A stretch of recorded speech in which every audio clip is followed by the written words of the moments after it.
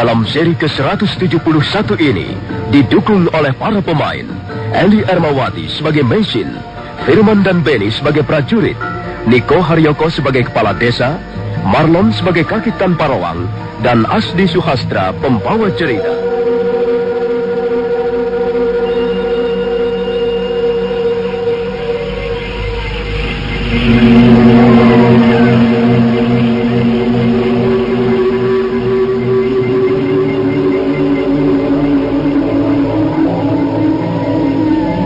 Pohon randu wadon kelihatan semakin menyeramkan dalam kerembangan cahaya bulan.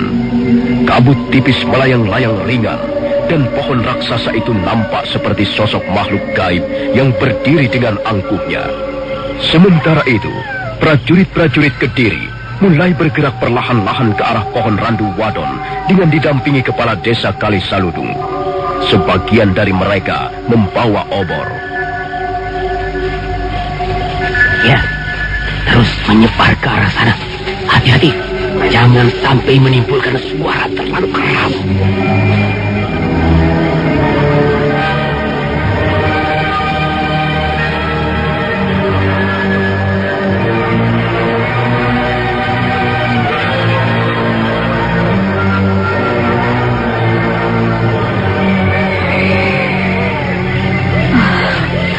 Mudah-mudahan saja usaha Nini Raga Runting berhasil.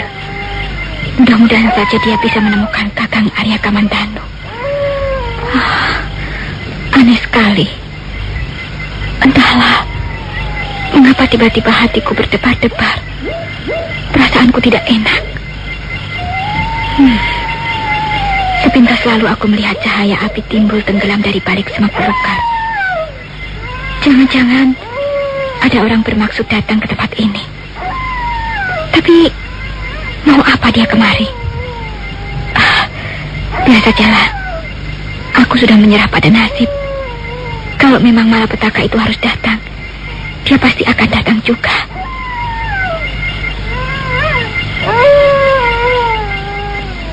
Mesin lalu merebahkan tubuhnya di atas pembaringan.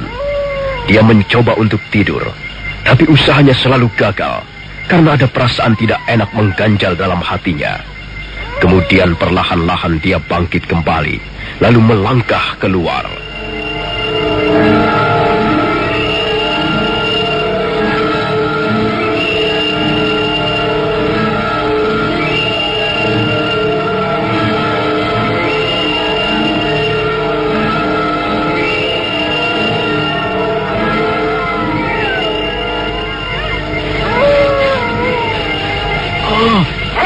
Cahaya pelita itu tidak ada lagi, Kakang. Oh, iya, benar Tuan. Cahaya pelita itu tiba-tiba lenyap, Tuan. Ya, barangkali dia tahu kehadiran kita. Lalu pelita itu dimatikan. Sudahlah, jangan meributkan soal hantu lagi. Aku tidak percaya ada hantu berani mengganggu manusia. Ayo, kita maju lagi. Awas, persiapkan senjata kalian masing-masing.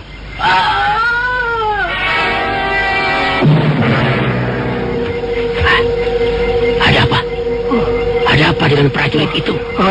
Dia tiba-tiba saja roboh, Tuan. Mungkin memang benar pohon randu wadon ini ada hantunya, Kakang. Omong kosong. Mana aku percaya? Lihat saja, Kakang. Prajurit ini tiba-tiba saja menjerit dan roboh. Kalau itu bukan pekerjaan hantu, lalu pekerjaan siapa? Kukira sebaiknya kita turun saja, Kakang. Besok kita bisa kembali lagi ke tempat ini kalau hari sudah terang. Tidak, aku tidak akan berlaku bodoh. Kembali kemari besok dan buronan kita berhasil meloloskan diri lagi. Oh, tidak. Kita akan teruskan rencana kita memeriksa keadaan di sekitar tempat ini. Khususnya di bawah pohon randu wadon di depan itu. Tapi kita sudah kehilangan seorang teman, Kakang. Lihat saja sendiri. Iya, benar Tuan prajurit. Ini peristiwa ini bukan main-main. Pasti ada hubungannya dengan cerita mengenai hantu penunggu pohon randu wadon itu loh, Tuan. Iya, Kakang. Kita kembali turun saja sekarang. Tidak. Sudah kukatakan tidak. Aku pimpinan rombongan sekarang ini. Kalau kalian tidak mau menuruti perintahku, aku akan melaporkannya pada Mantri Segoro Winotan.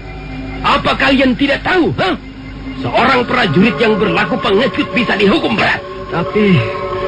Tapi bagaimana dengan prajurit ini, Kakang? Apakah dia masih hidup? Agaknya dia sudah tidak bernyawa lagi, Tuan. Nah, memang aneh sekali, Tuan. Dia hanya menjerit sekali, lalu roboh. Lalu, ya, seketika menemui ajalnya, Tuan. Apakah ada luka-luka di tubuhnya? Kami tidak bisa melihatnya dengan jelas, Kakang. Tapi nampaknya tidak ada luka-luka yang bisa menyebabkan kematiannya. Kalau begitu biarkan saja dia. Mungkin saja tanpa sepengetahuan kita, dia sedang dalam keadaan sakit. Baringkan saja dia di bawah pohon itu. Besok pagi kita urus penguburannya. Sekarang mari kita lanjutkan rencana kita. Ayo cepat, kembali menyebar. Kepung pohon randu wadon di depan itu. Cepat! Ada apa itu? Ada apa itu? Celaka, Tuhan, celaka. Ada lagi satu prajurit yang roboh. Ada lagi yang roboh, Tuan.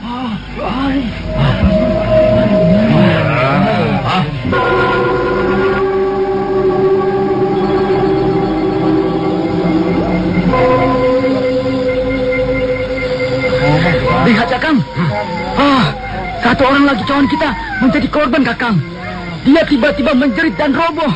Dan lihat saja sendiri, Kakang. Dia sudah tak bernyawa lagi. Benar, Tuan prajurit. Kalau Tuhan tidak ingin jatuh korban lebih banyak lagi, hamba kira sebaiknya malam ini juga kita kembali turun, Tuhan. Sudah jelas bahwa kita berhadapan dengan musuh yang tidak nampak di mata kita, Tuhan. Aku tidak percaya ada hantu. Lihat saja, Kakang. 2 orang teman kita sudah menjadi korban. Mereka menemui ajalnya dengan cara yang tidak wajar. Apakah ini bukan barang bukti? Kakang, mengapa Kakang masih menyepelekan soal ini? Dan lagi, kalau kita turun malam ini, Kakang, kita masih bisa kembali kemari besok pagi, Kakang. Benar, Tuhan. Hamba kira peristiwa ini tidak wajar, Tuhan. Kalau kita tetap bertahan pada rencana semula, bisa jatuh korban lebih banyak lagi, Tuhan. Jangan bicara macam-macam.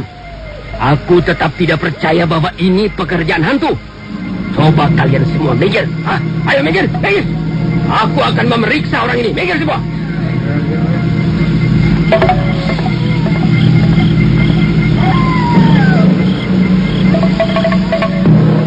Prajurit pimpinan rombongan itu membungkukkan tubuhnya. Kemudian dia membalikkan tubuh temannya yang sudah tidak bernyawa. Lalu dia menanggalkan pakaiannya dan memeriksa dengan teliti tubuh si korban. Sementara 2 orang prajurit yang lain berdiri membawa obor di sebelahnya. Mendadak prajurit pimpinan rombongan mengerutkan keningnya. Lalu dia mendengus perlahan. Aku tahu. Jelas ini bukan pekerjaan hantu. Lihat saja. Ayo perhatikan semuanya. Ada luka memar di bagian ulu hatinya. Aku tahu. Pasti ada orang yang berkemampuan tinggi telah menyerangnya dari tempat tersembunyi. Iya, benar, Kakang. Bagian ulu hatinya menghitam, seperti hangus. Lalu bagaimana sekarang, Tuan? Kita telah dibokong. Kita harus lebih waspada lagi. Ayo cepat, siapkan senjata kalian masing-masing. Ya, ayo.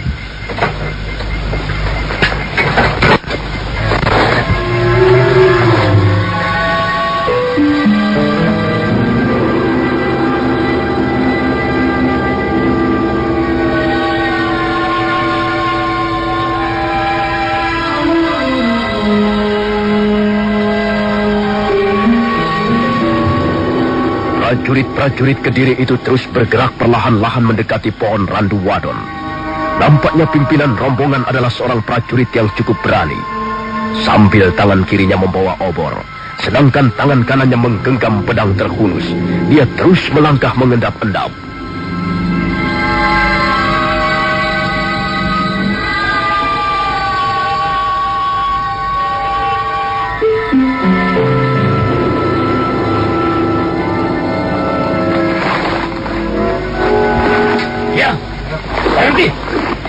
Kita atur siasat dulu.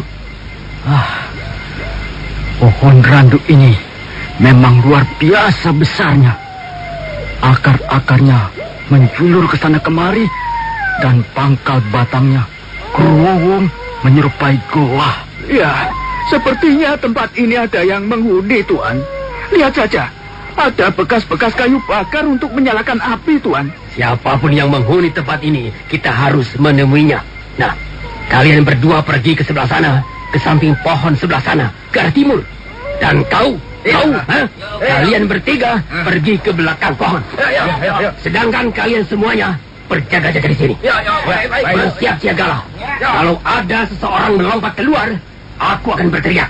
Dan kalian semuanya bisa langsung bertindak. Berhenti. Prajurit-prajurit Kediri itu segera mengepung pohon randu wadon. Sementara pimpinan rombongan sambil terus membawa obor dan menghunus pedang melangkah ke arah pohon randu wadon yang bentuknya menyerupai sebuah gua.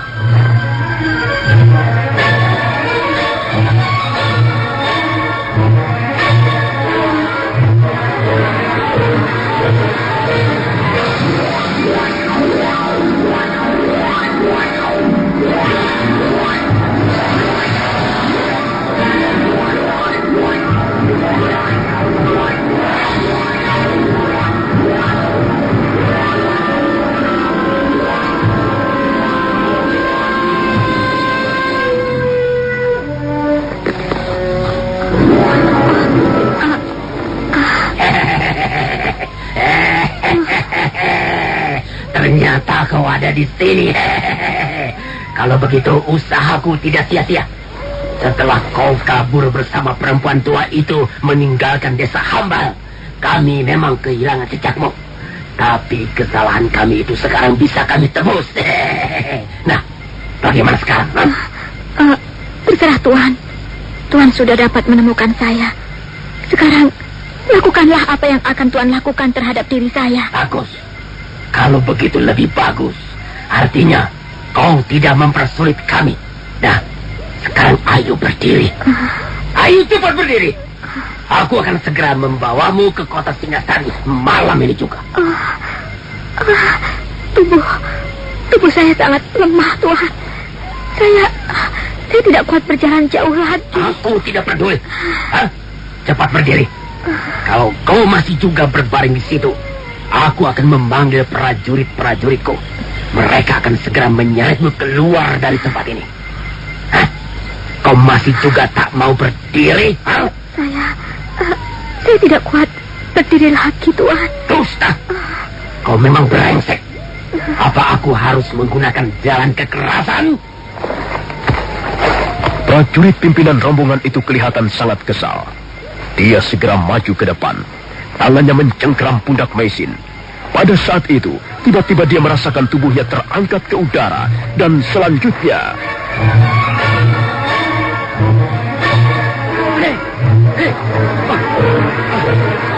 Siapa ini? Siapa yang mengangkat tubuhku ini? Lepaskan! Kurang aja kau! Lepaskan aku!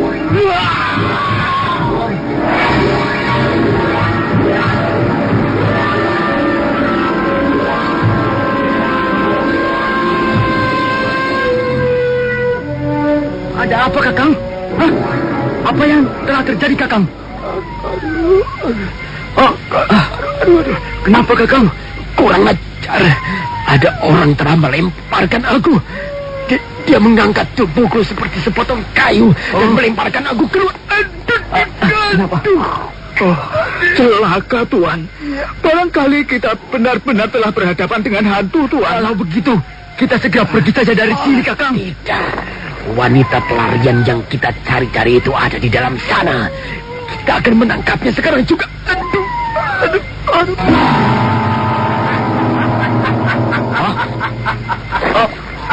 Siapa orang itu, Kakang? Dia tiba-tiba saja berdiri di depan pohon randu wadon. Kurang ajar. Pasti dialah orangnya. Dialah yang telah melempar aku ke tempat ini. Bagaimana saya? Sakit ya? Mungkin aku terlalu keras melemparmu. Tapi hal itu karena salahmu sendiri. Kau masuk ke rumah orang tanpa izin. Bahkan kau telah mengganggu pemilik rumah. Tutup mulutmu. Kami tidak mempunyai urusan denganmu. Siapakah kau ini, tua bangka? Jadi kau ingin tahu namaku? Dengar baik-baik. Namaku Kaki Tanpa Ruang. Orang-orang desa di bawah sana mengenalku sebagai hantu penunggu pohon randu lanang.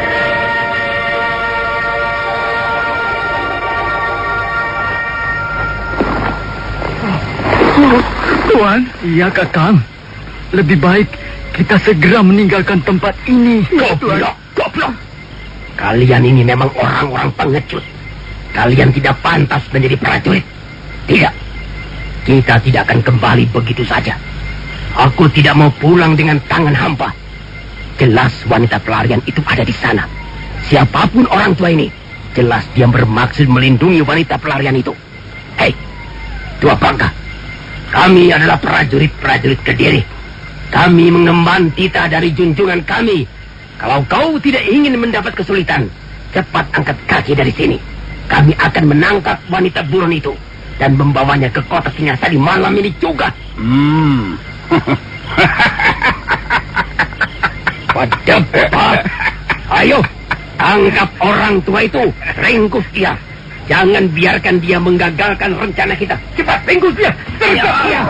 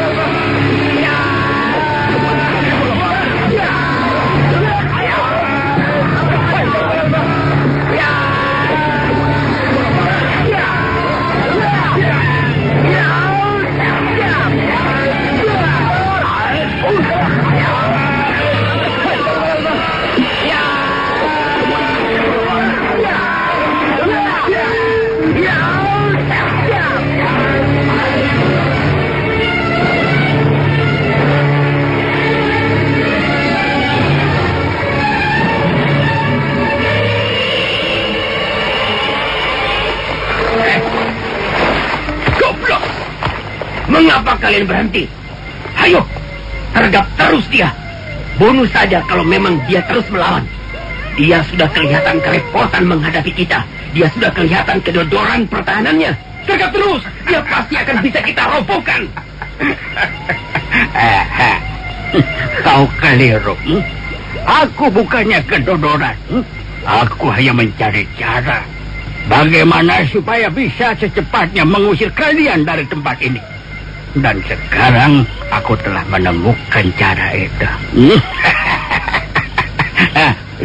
Lihatlah.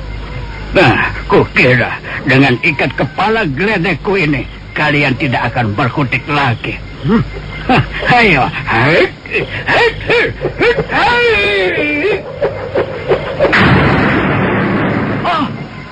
Celaka, Kakang. Lebih baik kita lari saja. Iya, Tuan. Tak ada gunanya kita melawan, Tuan.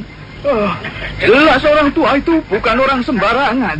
Mungkin dia juga yang telah membunuh 2 orang prajurit teman kita itu, Tuan. Iya. Memang akulah yang membunuh 2 orang temanmu itu. Dan sekarang aku akan membunuh kalian semuanya. Awas, ya.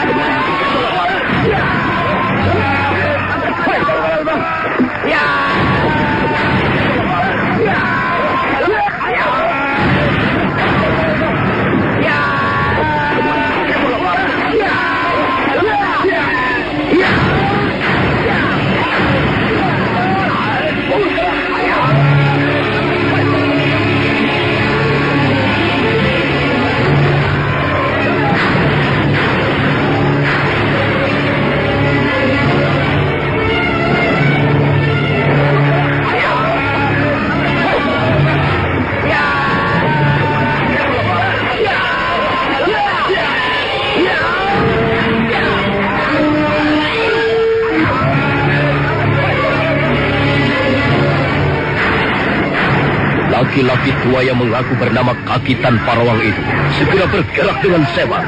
Dalam waktu yang tidak terlalu lama, dia sudah bisa merobohkan 4 orang prajurit Kediri.